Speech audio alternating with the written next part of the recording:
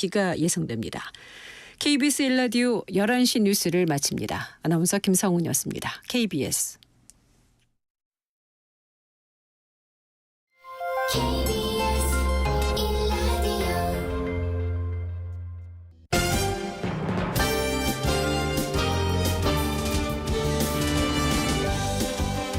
KBS 1라디오 신성원의 오늘 세계는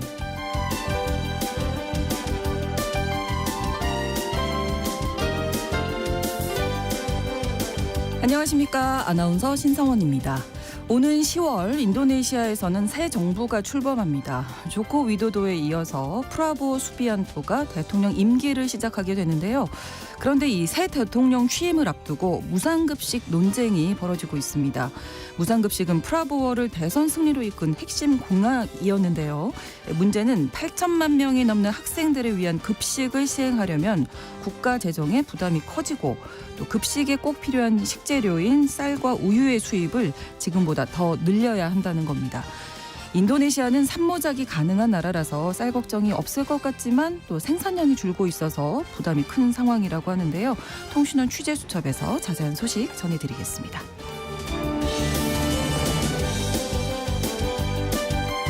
오늘 주목할 국제사회 뉴스 헤드라인 뉴스와 키워드로 정리해드립니다. 글로벌 이슈 초대석에서는 몽골에서 온 린지 씨와 함께합니다. 몽골 현지인이라면 휴가를 위해서 누구나 마련한다는 여름집이 무엇인지, 또 요즘 인기를 끌고 있는 몽골 여행지는 어떤 곳인지 다양한 이야기 전해드리겠습니다. 8월 28일 수요일 KBS 1라디오 신성원의 오늘 세계는 시작합니다.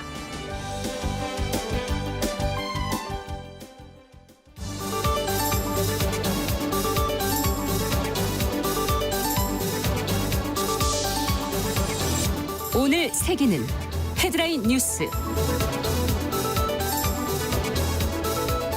러시아가 이틀째 우크라이나 전역에 대공세를 이어갔습니다.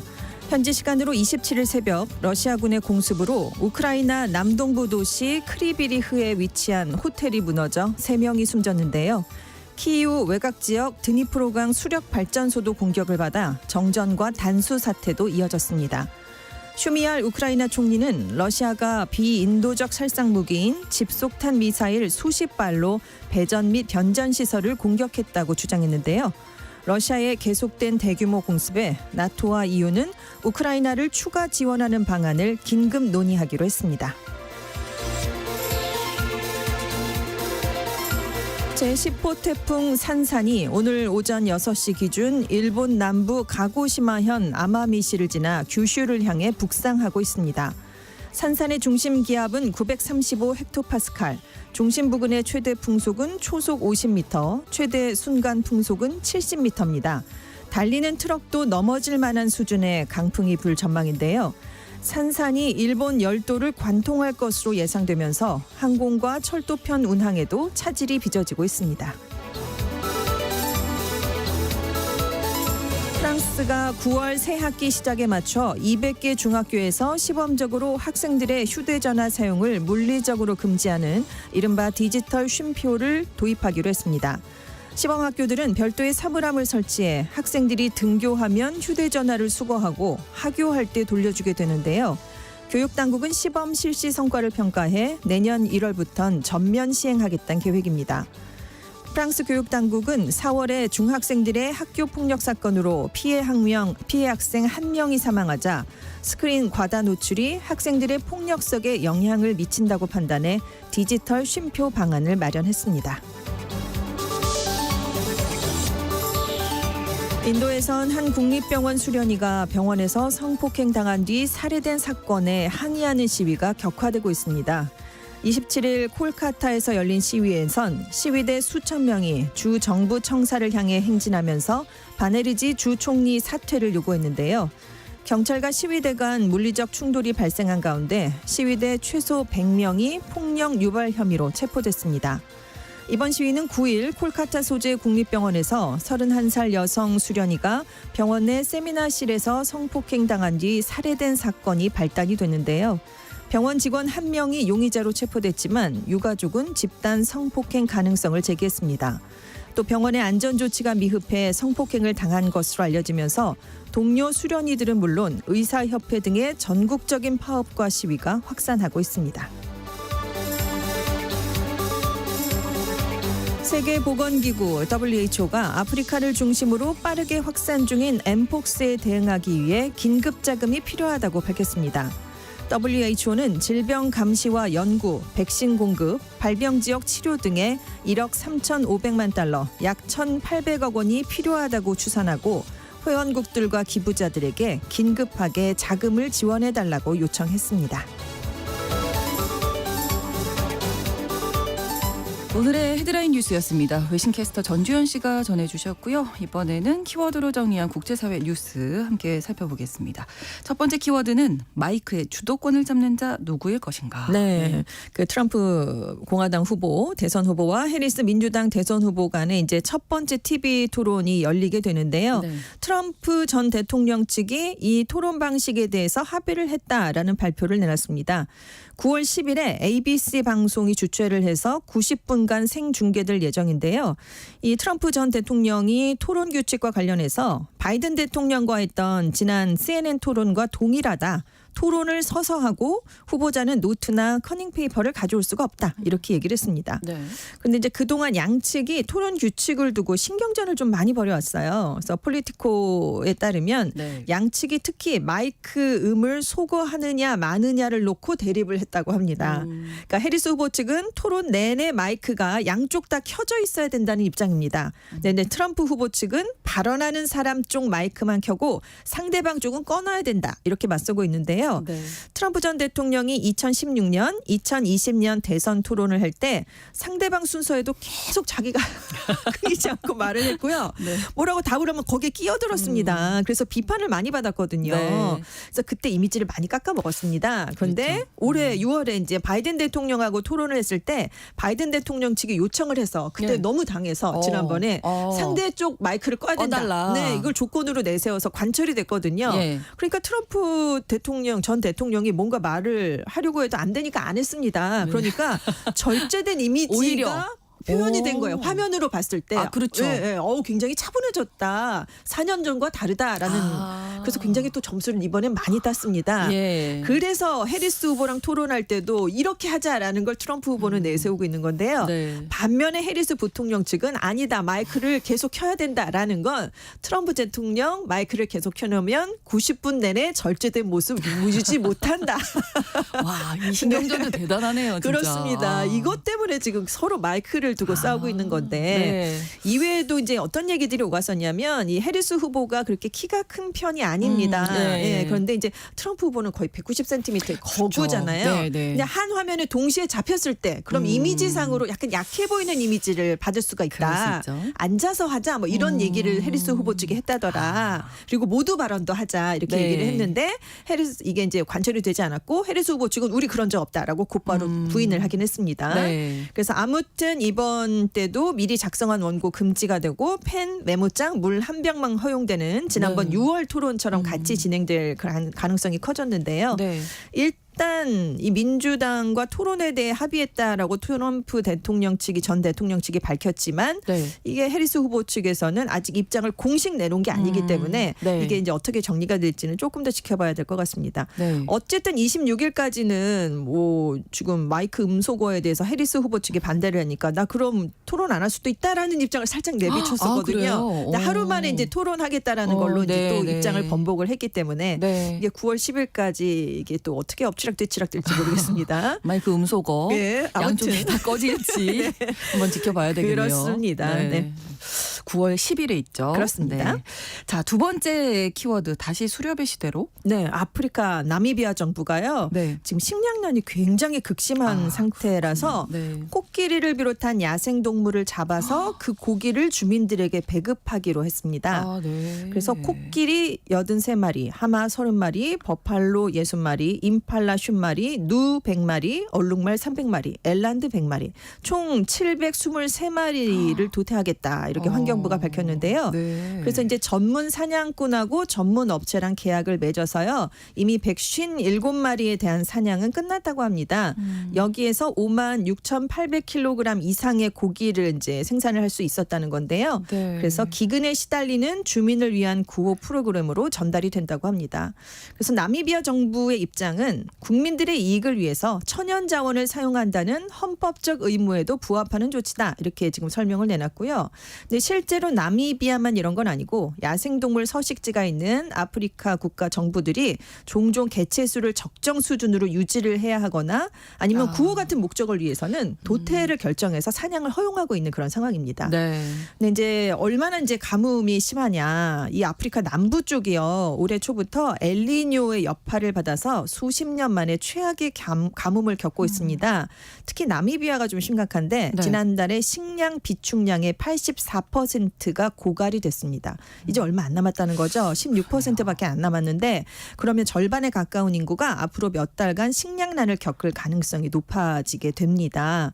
그래서 이번에 이제 야생 동물들을 도축하게 됐다는 건데요. 네. 그 나미비아를 비롯한 짐바브웨, 잠비아, 보츠와나, 앙골라 이렇게 남아프리카 5개국에 걸쳐서 보호구역이 마련돼 있는데 네. 전 세계에서 코끼리가 가장 많이 서식하는 그런 그렇군요. 장소입니다. 네. 그래서 20만 마리 이상이 살고 있다라고 추정이 되는데요.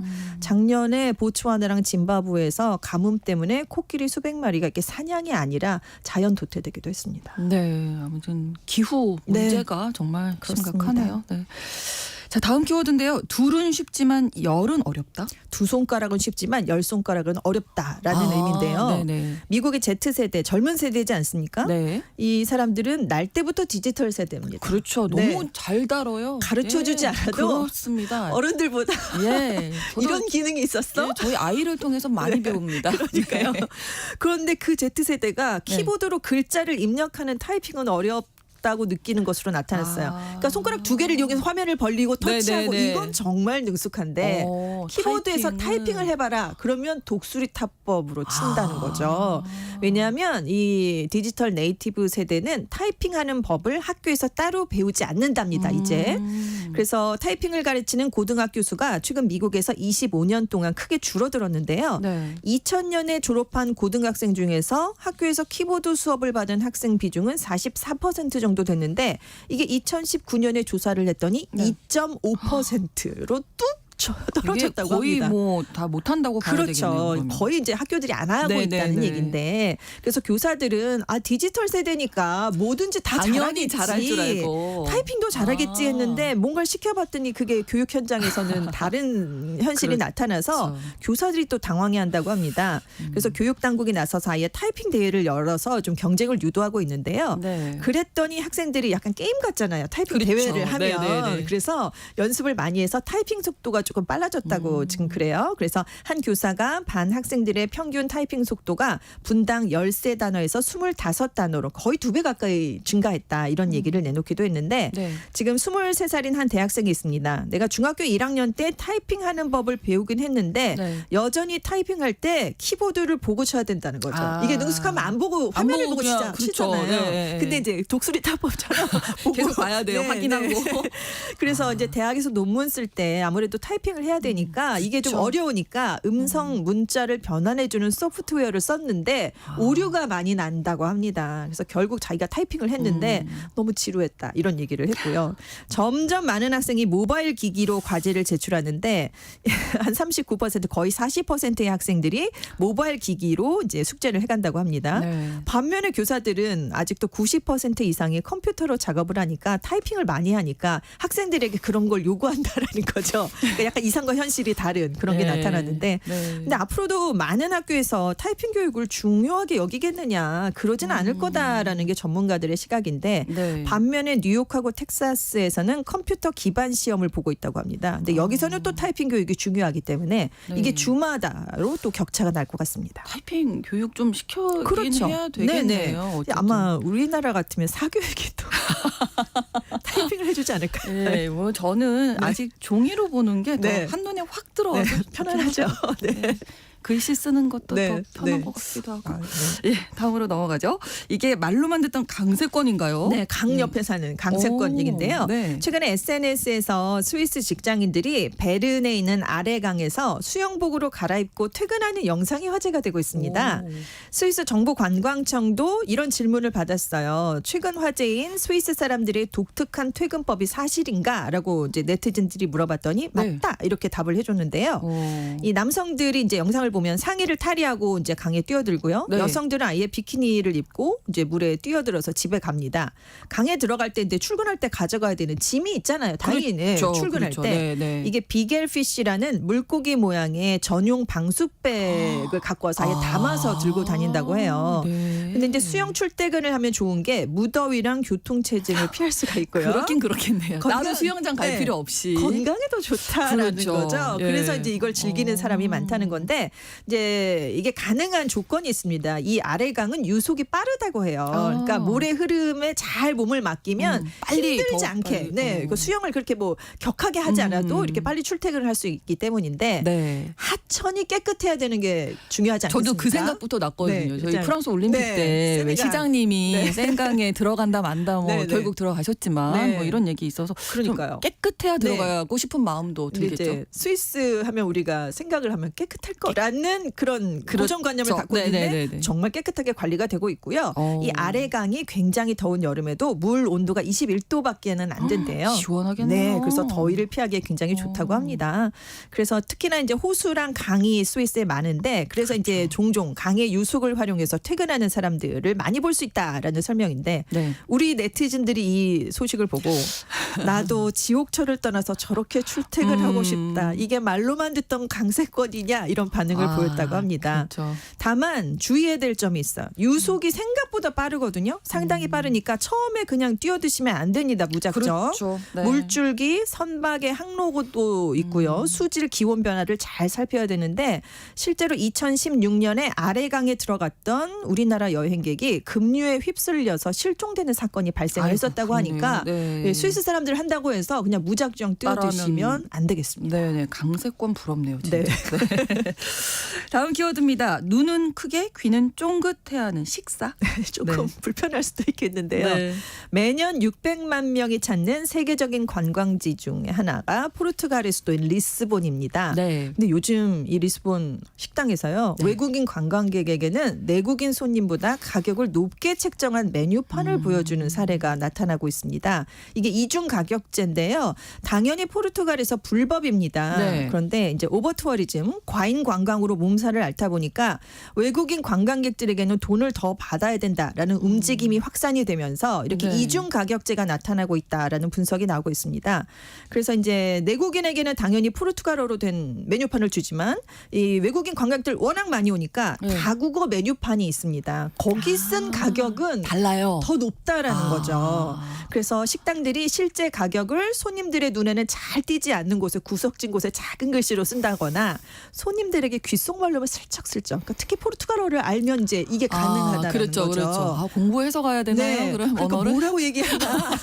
이거 밥 먹을 아, 때 귀를 쫑긋? 네, 눈은 크게 어디 썼나 이렇게 좀 봐야 된다는 그런 의미에서 제가 키워드를 다룬 건데 네네. 일단 포르투갈의 호텔, 레스토랑 같은 관광업계는 이런 거 우리 모르고 있었다. 이건 안 된다. 가격은 완전히 모두에게 투명한 방식으로 표시가 돼야 된다라면서 얘기를 하고 있습니다. 네. 그런데도 이제 외국인 관광객에 대한 반감이 높아져서 이런 좀 반작용이 나오고 있다는 건데 사실 이게 스페인만 그런 건 아니고 그렇죠. 전 세계 유명 관광지에서 오버 투어리즘에 대한 반감이 커지고 있어요. 그렇죠. 그런데 이제 이 리스본도 관광객이 너무 많이 오니까 물가가 오르고요. 집주인들이 주택을 현지인들에게 임대하지 않고 네. 관광객을 대상으로 해서 임대 주택으로 내놓고 있습니다. 그러니까 주택이 부족해서 점점 네. 외곽으로 현지인들을 밀려나고요. 저임금 일자리는 느는데 고숙련 고임금 일자리는 이게 관광 산업에만 쏠려 있으니까 이게 부족해져서 살기가 더 어려워지고 있습니다. 그래서 에어비앤비 같은 관광객을 대상으로 한 주택 단기 임대를 금지해달라. 관광객이 이용하는 3륜 택시인 뚝뚝의 운행을 중단해달라. 이 현지 주민들이 캠페인을 벌이고 있다고 합니다. 그렇군요. 오버 투어리즘 문제가 지금 계속 네, 예, 그렇죠. 코로나 이 팬데믹 네네. 이후에 나오고 있는 것 같습니다. 다음 키워드인데요. 유령과도 필요한 사회적 거리. 네, 유령과도 우리가 이제 거리를 네, 좀 거리두기를 해야 된다는 건데요. 일본에 있는 한 남성이 놀이공원에 이제 유령의 집 있는 곳들 아, 많잖아요. 네네네. 거길 들어갔어요. 네. 유령을 보고 놀랐습니다. 놀라려고 가는 거잖아요. 그렇죠. 유령의 집은. 놀랐는데 생각보다 너무 놀랐다는 아. 거죠. 그래서 자기도 모르게 그 직원에게 돌려차기를 했다라는 거예요. 그래서 이것 때문에 10년 동안 재판이 이어졌는데 결과가 나왔습니다. 네. 이 간사이 지역에 있는 테마파크에 10년 전에 갔다가 이 네. 유령과 마주쳤는데 자기도 모르게 돌려차기로 턱을 걷어차서 이 유령 직원의 턱이 골절됐습니다. 아이고. 알고 봤더니 이 가해자가 음주 상태였어요. 그리고 가라데 유단자로 확인이 됐습니다. 그래서 이 유령역을 맡은 직원이 손해배상 소송을 제기를 한 거예요. 그래서 결국 이 가해자분이 네. 이 유령역 직원에게 1,000만 엔, 우리 돈으로 9,200만 원 정도의 손해배상금을 지불하고 합의를 했습니다. 그런데 이 분이 거액의 합의금을 그 유령분에게 준 건 맞는데 네. 이 놀이공원을 상대로 또 다른 소송을 낸 거죠. 왜냐하면 공포 컨셉을 내세우고 운영을 너희들이 하지 않았느냐. 그러면 격투기 같이 나같이 이렇게 무술 고단자가 들어갈 수 있다는 걸 예상을 했었어야 되는 게 아니냐. 그래서 예방 의무를 소홀히 했다. 그래서 유령과 이용객 간에 칸막이를 설치하지 않은 점이 문제고 유령 직원이 만약에 공격을 얼마든지 받을 수 있는데 그걸 피하는 훈련을 받지 않았다. 이용객에게 사람이 유령을 연기하고 있습니다. 이걸 알렸어야 된다. 음주한 사람이 놀이공원에 입장할 수 있도록 허용한 거. 이건 너희들이 잘못했다. 라면서 이 1,000만 엔 중에서 내가 30%를 부담을 하고 놀이공원이 70%를 내야 된다라는 소송을 또 제기를 한 겁니다. 네. 그래서 이제 한 지방법원이 이용객들에게도 유령을 만지지 말아야 된다라는 주의를 줘야 된다. 그리고 놀이공원 측이 직원들에게 손님의 앞을 가로막거나 만지지 않도록 유도를 해야 된다라고 인정을 했지만 이번 사건 너무 이례적이다. 놀이공원 측에 이거를 책임을 물을 수는 없다라면서 소송을 기각을 했는데 네네. 이분이 다시 또 항소를 하시고 그래서 지금 계속해서 나는 항소해서 끝까지 가보겠다라고 네. 와. 말씀을 이 하신답니다. 일이 일파만파 일파만파. 점점 꼬리에 꼬리를 무는 네. 예, 소송으로 이어지고 있는데 사회적 거리. 예, 필요해요. 사회적 거리가 필요하고 칸막이를 치는 그러니까요. 건데 유령의 집인데 사람이 하고 있다고 얘기를 하고 들어가면 사람이 하고 있다라고 알고 있지 알고 않나요? 정말 들어가는 거 아니에요? 유령일 리는 없잖아요. 예. 마지막 마지막 키워드 하나 더. 네. 일본에서 가장 검소한 여성 소식을 한 준비하셨습니다. 30대 여성이 식비를 15년 동안 하루에 200엔 한 끼 식사비입니다. 우리 돈으로 1,830원으로 줄이는 갖은 노력을 해서 15년 만에 주택을 세 채 구입을 하셨답니다. 이분이 그래서 가장 검소한 여성이라는 별명을 얻으신 건데요. 네. 특별한 일이 없으면 반드시 집에서 직접 요리를 해서 먹었고 외식할 때도 굉장히 저렴한 요리만 골라서 먹었다고 합니다. 19살 때부터 옷도 안 사고 헌옷을 물려받아서 입었고요. 네. 그 염색을 당연히 안 하고 파마를 안 하기 때문에 이분이 머리카락 상태가 굉장히 좋았대요. 네. 그래서 머리를 길러서 이게 또 팔을 팔고. 팔고 그러면 2주간의 생활비를 충당할 수 있는 돈이 나왔다고 합니다. 그래서 27살 때 한 채, 29살 때 한 채, 그리고 이제 뭐 그 뒤에도 그래서 세 번째 집을 갖게 되셨는데 어린 시절에 길고양이 한 마리를 입양했는데 굉장히 힘들었는데 큰 위안이 됐대요. 그래서 길고양이들을 위한 집을 또 마련하고 싶다. 아유. 그래서 자기를 위한 집을 마련하고 네. 세 번째 집은 지금 고양이 보호센터로 재단장을 해서 네. 길고양이들을 보호하는 센터로 운영을 하신답니다. 네, 정말 많이 배웁니다. 네. 오늘의 헤드라인 뉴스와 키워드 외신캐스터 전주현 씨와 함께했습니다. 고맙습니다. 네, 감사합니다. KBS 라디오 신성원의 오늘 세계는 1부 마무리하고요. 11시 30분부터 일부 지역에서 해당 지역 방송 보내드리겠습니다. 더 셔럴스의 Will You Still Love Me Tomorrow 전해드립니다. Tonight you're mine completely. You give me your love so sweetly. Tonight the light of love is in your eyes. But will you love me tomorrow?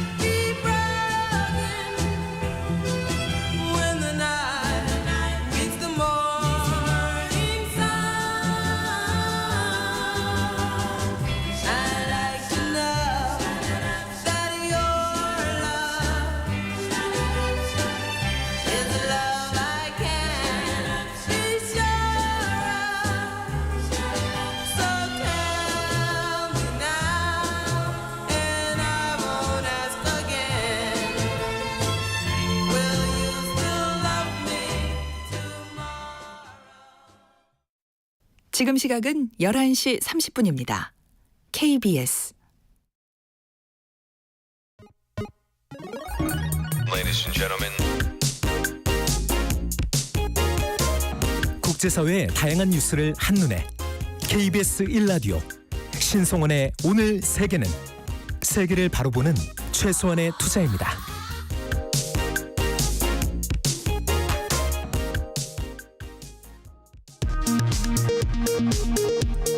이 시각 라디오 정보센터 뉴스입니다. 의료지원 간호사의 의료행위를 법으로 보호하는 내용 등을 담은 간호법 제정안이 오늘 국회 보건복지위원회를 통과했습니다. 오원식 국회의장은 여야가 박문진 이사 선임과 관련법 처리 등을 중단하고 제도 개선을 논의하자는 내용의 공영방송 지배구조 재편을 위한 방송사법 중재안을 다시 제안했습니다. 국민의힘 추경호 원내대표는 오늘 당 의원총회에서 다음 달 1일부터 100일간 진행되는 정기국회를 앞두고 연금, 의료, 교육, 노동 등 4대 개혁 과제가 입법화되도록 만전을 기해야 한다고 밝혔습니다. 더불어민주당 이재명 대표는 대한민국의 의료 시스템이 붕괴 위기라며 의대 증원 10년 분산이나 유예 등 대책이 필요하다고 밝혔습니다. 또 민생회복지원금법은 전 국민에게 현금이 아닌 소비 쿠폰을 지급하는 제도라고 강조했습니다. 모레로 예정된 윤석열 대통령과 국민의힘 한동훈 대표 등 신임 여당 지도부의 만찬이 추석 연휴 이후로 연기됐습니다. 대통령실은 한 대표의 의대 증원 보류 제안에는 기존 입장에 변화가 없다고 밝혔습니다. 해군이 내년 5월 부산에서 광복 및 해군 창설 80주년 계기 국제 관함식을 개최합니다. 우길 승천기 형상의 자유함기를 단 일본 함정도 참가할 것으로 보입니다. 2017년 한미 정상회담에서 문재인 전 대통령이 북한의 핵 개발은 방어적 목적이라고 언급한 반면 펜스 당시 부통령은 공격용도 고려해야 한다며 이견을 보였다고 맥메스터 전 백악관 국가안보 보좌관이 회고록을 통해 밝혔습니다. 지금까지 라디오 정보센터 뉴스 정한나였습니다.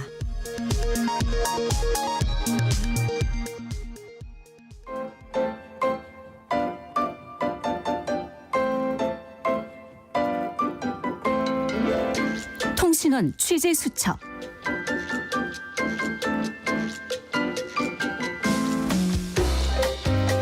통신원 취재 수첩 오늘 인도네시아 소식 전해드립니다. 자카르타 한상재 통신원 연결하겠습니다. 안녕하세요. 네, 안녕하세요. 한상재입니다. 네, 먼저 인도네시아가 1년 산모작이 가능한 걸로 알고 있는데 쌀이 부족하다고요. 이게 지금 얼마나 심각한 상황인지 좀 전해주시죠. 그렇습니다. 인도네시아에서 주요 식량이라고 말하는 것은 쌀과 옥수수 그리고 밀, 콩 등이 있습니다. 네. 그렇지만 밀 재배는 일조량 때문에 경제성이 없기 때문에 수입에 의존할 수밖에 없습니다. 하지만 쌀과 옥수수 그리고 콩 재배는 가능한데 식용과 가축사료로 쓸 만큼 충분한 양이 생산되지 않아서 여전히 부족함을 호소하고 있습니다. 네. 특히 쌀은 2024년에 500만 톤 이상을 수입할 것이라고 하는데요. 이것 때문에 인도네시아 정부는 고민에 빠졌습니다. 이미 지난 1월부터 4월까지 177만 톤의 쌀을 수입을 했고요. 네. 앞으로 약 300만 톤의 쌀을 더 수입해야만 합니다. 그렇게 될 경우에 1년에 400만 톤의 쌀을 수입하고 있는 필리핀보다도 더 많은 양의 쌀을 수입하는 국가가 되기 때문에 세계 최대의 쌀 수입국으로 전락하게 됩니다. 설상가상으로 인도네시아는 최근 전국 쌀 생산량이 크게 감소하고 있는 추세를 보이고 있습니다. 2024년 1월에서 7월까지의 쌀 생산량은 지난해 같은 기간에 비해서 13.3% 그러니까 247만 톤의 쌀이 감소할 것으로 전망했는데 네. 실제로 1월에서 7월까지의 쌀 생산량을 보면은 1864만 톤에 불과해서 2023년 동기 대비 2111만 톤에 비해서 12.6%나 감소해서 네. 낮은 생산 실적을 보이고 있는 것으로 이렇게 나타났습니다. 네, 쌀 생산이 이렇게 큰 폭으로 감소하고 있는 이유는 어떤 걸까요? 인도네시아 농업 관계자들은 엘니뇨와 기후 변화 때문이라고 말하고 있습니다. 네. 또 하나의 중요한 원인이라고 본다면 조코위 대통령의 산업화 정책 때문에 논을 공장이나 주택으로 형질을 변경해서 농지가 줄어들었기 때문일 것으로 보는 경우도 많습니다. 네. 그 밖에 저수지와 관계시설 부족으로 제때 물 공급이 안 되거나 또 비료를 제때 공급을 하지 못해서 쌀 생산성이 떨어졌을 것으로 보고 있습니다. 어쨌든 조코위 대통령은 자바섬에서 잃어버린 논을 자바섬 이외의 다른 지역에서 되찾아 보겠다면서 파푸아주의 100만 헥타르 곡창지대 개발 사업을 시작했습니다. 네. 하지만 이런 정책은 개발 비용도 많이 들기도 하지만은 그러다가 벼농사가 실패라도 하게 되면은 식량 안보는 더 위험한 지경에 빠질 수도 있습니다. 따라서 아무리 부족한 논이라도 자바섬의 3대 곡창지대의 논을 그대로 유지하면서 단위 면적당 생산성을 올려주는 정책이 비용도 적게 들고요. 네. 자, 대단히 식량단지를 개발하는 것보다도 안전할 것이란 제안이 나오고 있습니다. 네. 그래야만 인도네시아의 미래 식량 안보가 보장받을 수 있다고 보고 있는 것이죠. 그렇죠. 산업화도 물론 중요하겠습니다만 이 기존의 농업을 지키기 위한 대책이 필요하겠네요. 네, 그렇습니다. 농업을 지키기 위해서는 인도네시아 농업인들은 기계화를 반드시 실행해야 합니다. 그렇죠. 네. 이미 인도네시아 농촌에는 영농 후계자 젊은이들이 도시로 다 떠난 지 오래고요.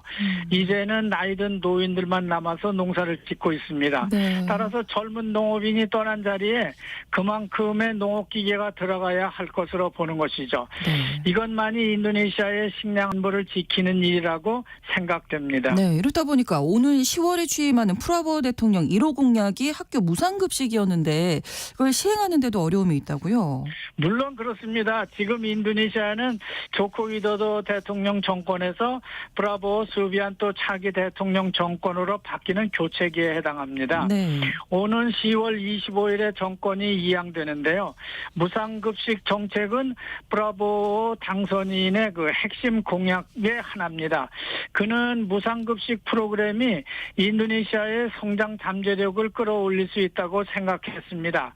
문제는 재정인 것이죠. 그렇죠. 일단 대통령직 인수위원회와 인도네시아 정부는 내년도 예산안에서 무상급식 예산으로 71조 루피아, 우리 돈으로 약 6조 원 정도를 배정하는 등 단계적으로 무상급식을 늘리기로 결정했습니다. 네. 하지만 무상급식이 100% 전면 확대되는 2029년에는 국내 총생산, 그러니까 GDP의 약 2%에 달하는 연 450조 루피아, 우리 돈으로 38조 3천억 원이 필요한 것으로 예상되고 있기 때문에 네. 무상급식 정책으로 인도네시아 재정이 더 악화될 것을 우려하고 있는 상황입니다. 네, 게다가 무상급식 위해서 우유까지 또 수입을 해야 하는 상황이라고요. 네, 그렇습니다. 자카르타 포스트에 따르면은 인도네시아 농업부 장관은 프라보 당선인의 무상급식 공약대로 학생들에게 우유를 나눠주려면은 네. 내년에 우유 300만 톤을 수입해야 한다고 밝혔습니다. 현재 인도네시아에는 소비되는 우유의 80%를 수입에 의존하고 있는 실정입니다. 토지는 넓지만은 열대 기후다 보니까 우유 생산에 적합한 기후를 가진 그런 마땅한 땅이 많지 않기 때문입니다. 네. 농업부 장관은 우유 수입을 줄이기 위해서 낙농업 활성화 방안도 추진키로 했습니다. 수마트라 섬 서부지방과 자바섬 동부 이런 데는 낙농업이 가능한 지역이 있기 때문에 우유를 거기서 생산할 수 있도록 투자자를 확보하고 낙농업 활성화 정책을 펼치겠다고 말한 것이죠. 네. 이와 함께 농장 현대화에도 지원을 늘릴 계획이라고 밝히고 있습니다. 이제 인도네시아는 조코위 대통령의 식량 자급 구호 시대는 가고 있고요. 브라보 대통령 시대가 열리고 있습니다. 네. 브라보 대통령은 무엇보다 국민들이 먹고 살 쌀 그리고 우유를 확보해야만 학교 무상급식 프로그램을 실천할 수 있다고 보고 있습니다. 그렇죠. 인도네시아의 식량 안보에 대한 정책적 도전은 오직 브라보 대통령의 손에 이제는 달려있다고 볼 수 있겠습니다. 네, 오늘 소식 잘 들었습니다. 고맙습니다. 예, 감사합니다. 네, 지금까지 인도네시아 자카르타 한상재 통신원이었습니다.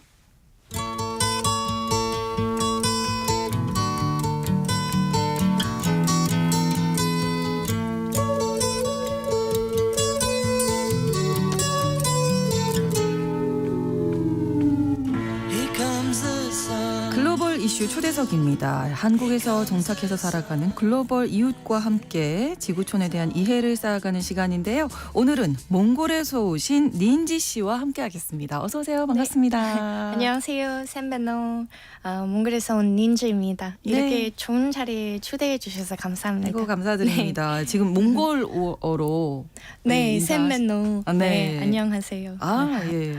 먼저 자기소개를 좀 부탁드릴까요? 네. 제가 이제 제 한글 이름이 닌지고 닌지, 네. 몽골 이름이 이제 성이 변바수른 제 주어진 이름이 닌지입니다. 네. 네, 몽골에서는 이제 한국과 다르게 이제 좀 성 대신에 자기 아버지 아버지. 이름을 따르는 아. 그런 전통이 있어요. 아. 그래서 변바수른이 저희 아버지 이름입니다. 아, 그렇군요. 네, 저는 이제 울란바토르에서 태어났고 네. 10년 전에 한국에 왔습니다. 10년 되셨군요. 네. 와, 몽골이 정말 이 한국 분들이 특히 여름에 음. 여행 많이 가고 싶어하는 곳 중에 한 곳이거든요. 맞아요, 맞아요. 네. 조금 울란바토르 고향을 좀 소개를 해주신다면. 네, 네. 제가 태어난 울란바토르이 되게 높은 산과 네. 그리고 되게 아름다운 초원으로 초원. 둘러싸인 그런 도시인데요. 네. 몽골이 그 이제 땅이 상대적으로 좀 높은 편이에요.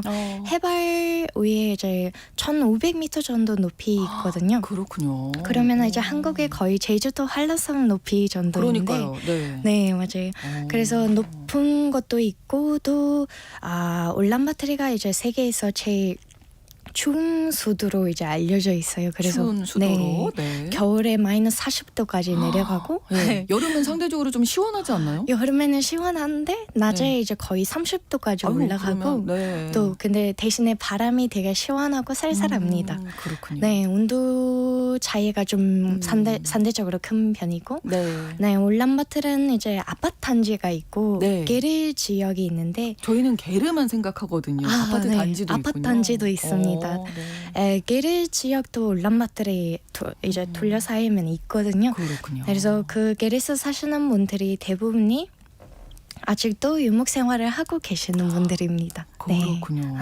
네. 전통을 계속 쭉 지켜오는 예, 분들도 맞아요. 계시고. 네. 예. 방학 시작하면은 네. 이제 시쿨이나 여름집에 내려가고 학기 시작하면은 다시 울란바토르에 올려오시고 아직도 유목 생활을 지키면서 계시는 분들이 많습니다. 네. 근데 한국에는 언제 그러니까 10년 되셨다고 네, 하셨는데 맞아요. 어떤 계기가 있으셨어요? 한국에 네. 오신? 제가 이제 20살 때 한국을 왔었는데 네. 처음에 그럼 닌지 씨가 지금 30살입니다. 네. 근데 너무 아가 같은 얼굴 하셔서 20대로 보셨는데 제가 아직도 마음속에는 애기가 그렇습니다. 예. 네, 제가 10년 전에 왔고 처음에 유학 목적으로 왔었거든요. 네. 그리고 대학원생까지 마친 후에 취업하고 이렇게 일을 하다 보니까 어느새 10년이 지나갔습니다. 그러셨군요. 네, 처음에 이제 한국에 유학으로 오는 이유가 한국이 유럽이나 미국 다른 나라에 비해 이제 대학 비용이 비교적으로 좀 저렴하고 상대적으로 네. 예. 그리고 성적을 잘 유지하면은 장학금이 장학금 받을 수 많아요. 있죠. 네. 네. 그리고 졸업한 후에도 일을 하는데 이제 제가 노력하는 만큼 보람을 느낄 수 있고 기회가 많은 나라인 것 같습니다. 그렇군요. 그래서 이제 오랫동안 생활하는데 네. 경력을 쌓이는데 좋기 때문에 어느새 이렇게 10년이 돼갔네요. 예. 현명한 선택을 하셨네요. 네. 전공은 어떤? 네, 제가 이제 학사랑 석사는 생명공학 전공을 했는데 생명공학이요. 네, 맞아요. 서울대학교를 이제 석사를 2020년에 마치고 네. 그때 바로 이제 바이오 회사에 취업을 했었습니다. 네. 네. 그래서 더 자세한 이제 유전자 분석을 하는 분야에서 아주 이제 유명한 일을 분야잖아요. 했었습니다. 지금 유전자 분석이 네, 요즘에 특히 앞으로 정말 관심 각광받고 있는 분야죠. 네, 맞습니다. 예. 특히 코로나 이후로 이제 많은 그렇죠. 분들이 돌연변이 분석이나 유전자에 많이 관심이 생긴 것 같아요. 맞아요. 그래서 딱 제가 졸업했던 그 시기에 해외 기술 그러네요. 담당자로서 일을 했었습니다. 네. 그리고 미국에 가셨다가 또 다시 네, 한국 맞아요. 오신 거네요. 그 일을 한 후에 이제 제가 영국 컨설팅 회사에서 네. 의료 및 과학 기술 프로젝트를 담당하다가 네. 작년에 이제 미국 병원 쪽에 연구원으로 일을 했었거든요. 네. 그래서 이번에 이제 초기에 다시 한국에 들어왔습니다. 네. 네. 아주 인재가 몽골에서 한국에서 지금 네, 공부하고 계시고 열심히 취업도 하고. 하셔서 네, 예. 열심히 하고 있죠. 네. 이게 자기소개를 들어봤는데 몽골에 대해서도 많은 분들이 궁금해하실 것 같아서 몽골은 우리나라 어떤 매력을 가졌다 이렇게 좀 소개를 하실 수 있을까요? 네, 제가 이제 몽골에서 왔다고 하면은 네. 많은 외국 분들이 언급하시는 매력점들이 몇 가지 있는데 네. 이제 아름다운 초원, 그렇죠. 초원 네. 먼저 떠오르고 별이 잘 보이는 하늘, 별을 네. 진짜 잘 볼 수 있다고. 맞아요. 네. 예. 그리고 이제 말 타고 있는 유목 생활을 네네. 되게 많이 궁금하시는 분들이 있고 네. 말 타보셨어요? 뭐 이런 질문 좀 많이 네, 맞아요. 들으셨을 것 맞아요. 같아요. 말 타고 한국 오셨어요? 말 타고 연애했냐고 물어보고 손잡고 네네. 네, 많이 들었습니다. 예. 저도 이런 점들이 몽골의 매력점이라고 딱 깊이 생각을 하고 있고요. 네. 근데 그 위에 제가 꼭 전달해드리고 싶은 매력이 바로 이제 몽골 사람들과 네. 그런 자연의 깊은 관계인 것 같습니다. 아. 네. 몽골 사람들에게는 이제 유목 생활을 바탕으로 네. 자연을 있는 그대로 유지하고 거기에 맞춰 살아가는 것이 엄청 중요하거든요. 네. 그래서 아직까지 이제 유목 생활을 하고 있는 것을 가끔 외국 분들이 오해할 때가 있는데 몽골이 네. 이제 기술적이나 경제적으로 발전이 덜 돼서 그런 게 아니냐라고 물어볼 때가 있거든요. 네, 네. 그래서 사실 단순히 그런 게 아니고 게르사 아직도 살고 있는 게 예. 자연을 지키고 그리고 또 전통을 유지하면서 지켜가려고 하는 그런 노력이라고 보시면 됩니다. 자연과 네. 전통을 지키는 게 정말 네. 중요하다고 네, 생각하시는 맞습니다. 거죠. 뭐 발달이 더 기술 발전이 덜 돼서 네. 이런 건 절대 아닌 거죠. 네, 그래요. 저도 어릴 때도 배운 게 이제 자연에 있는 그런 자원 같은 거를 있는 그대로 유지하고 아껴 쓰고 예. 만약에 쓸 경우에도 최대한 활용하고 남김없이 쓰라고 배우거든요. 그래서 아직도 게르사 사는 게 주변 그 땅과 물이 오염될 수 있기 때문에 오래 있으면 그렇죠. 그래서 게르사 계절에 따라 이동하면서 가고 한 군데 너무 오래 살면 사람이 아무래도 네. 뭐 생활 하수 같은 것도 나오게 네, 되니까 맞아요. 네. 오염시킬 수 있다. 그래서 네. 계속 이제 옮기게 되는 거군요. 네, 맞습니다. 그 요즘에 기후 변화가 있기 때문에 더 이게 좀 와닿는 것 같아요. 자연을 있는 그대로 지키려고 노력한다는 게 네, 맞아요. 얼마나 중요한지. 예, 네, 예. 맞습니다.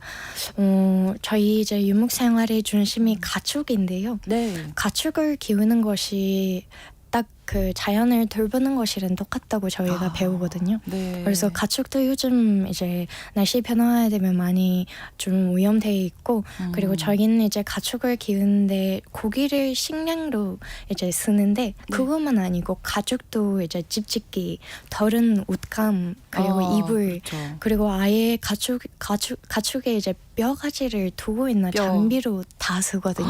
그래서 하나도 남김없이 남김없이 다 네, 쓰는 거예요. 네, 가죽, 맞아요. 뼈, 그리고 아하. 고기 다 네, 이용하고. 맞아요. 만약에 쓸 거면 네. 네. 근데 요즘의 몽골과 10년 전에 처음 오셨을 때 그 몽골이 좀 그래도 변화가 좀 있겠죠? 네, 맞아요. 저는 이제 최대한 여름마다 몽골에 가려고 하긴 한데 네네. 바빠서 많이 못 갔지만은 3년 전에 한번 가고 이번에도 이번 여름에 또 갔다 왔거든요. 다녀오셨어요? 네. 네네.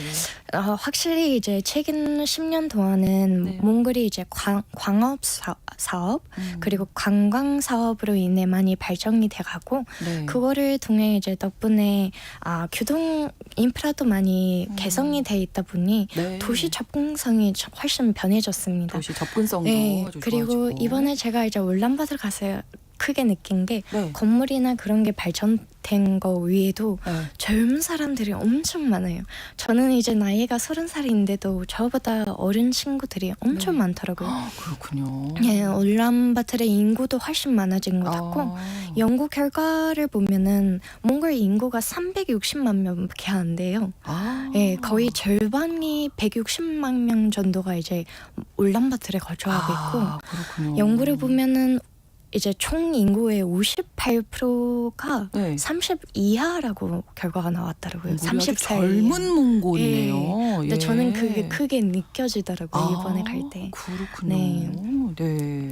이런 젊은 분들이 이제 아무래도 교육 시설이나 일자리가 울란바토르 중심으로 다 있다 보니 그렇죠. 많이 이동하고 올라오시는 경우가 많은 것 같습니다. 그렇습니다. 아까 여름집도 이제 말씀해 주셨는데 네. 그러면 집을 이제 여름에는 다른 곳으로 옮기는 거예요? 네, 그 이제 울란바토르에 거주하시는 분들이 아무래도 유목 생활을 하기가 좀 거리가 있다 보니까 저희 가족 같은 경우에는 이제 여름집을 갖고 있습니다. 그래서 네. 거의 울란바토르 주민들은 다 여름집을 갖고 따로 있는데, 있어요. 네, 그게 뭔가 고급스러운 하우스나 그런 건 아닌데, 별장 뭐 이런 네, 맞아요, 맞아요. 단순한 그런 예쁜 그냥 아담한 나무 건물이랑 게르스 사시고 네. 따로 땅을 가지고 있습니다. 땅이 네. 따로 있으세요? 네, 맞습니다. 부자시네요. 몽골이 좋은 점이 이제 네. 인구에 비해 땅이 엄청 넓어요. 그렇죠. 네, 인구 한국- 340만 명인데. 네, 예. 근데 한국이랑 이제 좀 면적을 비교하자면은 네. 한 17배? 7배? 네, 7배 정도 큰 것 같습니다. 엄청나게 네. 넓은 땅이죠. 그래서 이제 국가에서 2020년 전에 대환하신 몽골 시민들에게 네. 한 땅을 제공하는데 그 넓이가 25 곱하기 30m 정도 돼요. 네, 그래서 다 땅을 갖고 있고 국가에서 나눠주는 예, 땅이 맞습니다. 근데 이것이 좀 이것이 이제 저희가 땅을 선택해 갈 수는 없어요. 땅의 위치를. 국가에서 주는 대로. 네, 국가에서 주는 예. 대로 제공해는 대로 가져가야 되는데 저는 아직 땅을 찾아가지 않았거든요. 부모님께 들으면은 아마 땅이 아직까지 찾아가지 않기 때문에 사막 속에도 있을 수 있다고. 그러니까 내가 꼭 원하는 좋은 데 있지 예, 않을 수도 맞습니다. 있다. 생각보다 울란바토르 주변에 있는 사람들이 땅을 사고 쓰시는 분들이 많고 그렇군요. 주어진 땅이 운이 좋으면은 저기서 여름집을 지고 이제 네. 살 수 있는데 좋네요. 이 땅을 보통 이제 거주용으로만 써야 됩니다. 네. 다른 목적이 있으면 안 되고 예, 주거용으로만. 맞습니다. 가축이나 농업을 하실 경우에 따로 세금이나 별도 금액을 내야 됩니다. 그렇군요. 네. 몽골에서 최근에 뭐 한국 편의점도 많아지고 한국 문화에 관심이 많다면서요? 예, 맞아요. 네. 제가 이제 3년 만에 해도 그렇게 많지 않았는데 그래요? 네, 이번에 갔는데 어딜 가면은 한국 편의점 CU GS25 아예 상호를 말씀해 주세요. 네네 맞아요. 편의점도 GS도 많고. 있고, 네. 네네. 그 안에 들어가 보면 화장실도 있고 엄청 잘 돼 있더라고요. 네. 그래서 정말 한국 식당이랑 커피숍도 많고 엄청 많아진 것 같아요. 이게 보면은 그렇게 많아진 이유가 몽골이 중국하고 러시아 가운데 있는데 그렇죠. 이 둘 나라의 이제 경제적인 영향을 많이 받고 네. 있어요.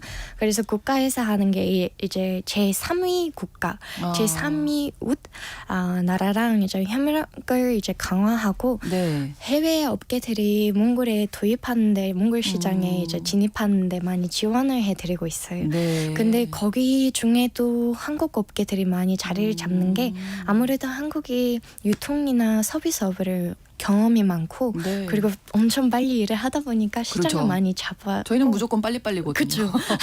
그래서 몽골 분들이 좋아하고 이제 거리상으로도 다른 나라에 비해 가깝고. 예. 네. 그리고 제품을 보면은 이제 저렴한데 품질이 좋잖아요. 그래서 한국 몽골 분들이 많이 좋아하는 것 같아요. 네. 그 외에도 이제 젊은 분들이 많다 보니까 네. 한국 문화에 관심을 많이 갖고 있는 사람들이 많고 그렇죠. 유학으로 저희 나라에서 오는 분들이 엄청 많거든요. 거의 외국 가는 게 한국을 요즘에 많이 와요. 그렇군요. 그래서 그런 분들이 어. 이제 여기에서 일하다가 다시 몽골 들어가면은 한국 브랜드를 이제 도입하는 경우가 많은 것 같습니다. 그렇습니다. 조금 말씀을 막 잘해주셔가지고 궁금한 점이 정말 많았거든요. 몽골 가면 네. 꼭 이런 곳은 가봐야 된다. 추천해 주신다면. 아, 네. 여기는 꼭 놓치지 마시기 예. 바랍니다. 꼭. 아까 말씀드린 것처럼 이제 네. 몽골이 울란바토를 중심으로 많이 발전이 돼 아무래도 있는데, 그렇죠. 네. 근데 이제 다른 지역은 그 지역의 자연 특징에 따라 유목 생활 방식이 다 다릅니다. 네. 북쪽에 가면은 저희 나라가 숲이랑 이제 산이 많아요. 그리고 시베리아 쪽에서 그 추운 공기가 오다 보니까 그렇죠. 겨울에 많이 춥습니다. 네, 그래서 네. 그쪽에 계시는 분들은 순록을 키우고 술로. 예, 아. 게르스 살고 이제 유목 생활을 하는데 네. 남쪽에 가면 사막이 있어요. 예, 그래서 사막에 사시는 분들은 낙타를 타고 네. 서쪽에 가면은 이제 말 타고 그 독수리를 키우면서 사냥하는 사람들이 많습니다. 지역에 따라 완전히 네, 다르네요. 다 사는 다릅니다. 모습이. 네. 고비 그래서- 사막 저는 한번 가보고 싶은 예, 맞습니다. 곳 중에 한 곳이거든요. 제가 추천해 드리고 싶은 곳 중 하나입니다. 네. 사막이 이제 한국 분들에게 많이 되게 낯설죠. 흥미롭고 네. 낯설고 많이 가고 싶어 하는데 맞아요. 고비 사막을 꼭 가보시고 네. 그리고 제가 좋아하는 곳 중에 이제 흡스골이 있는데 네. 북쪽에 흡스골 호수가 있습니다. 흡스골 호수. 네. 네. 흡스골은 전 세계에서 되게 깨끗한 그런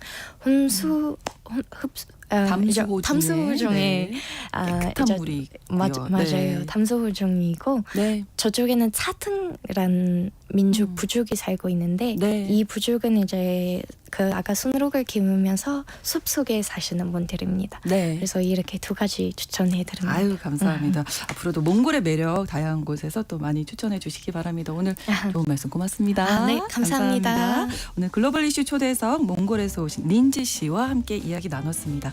KBS 1라디오 신성원의 오늘 세계는 내일 오전 11시 5분에 다시 뵙겠습니다. 고맙습니다.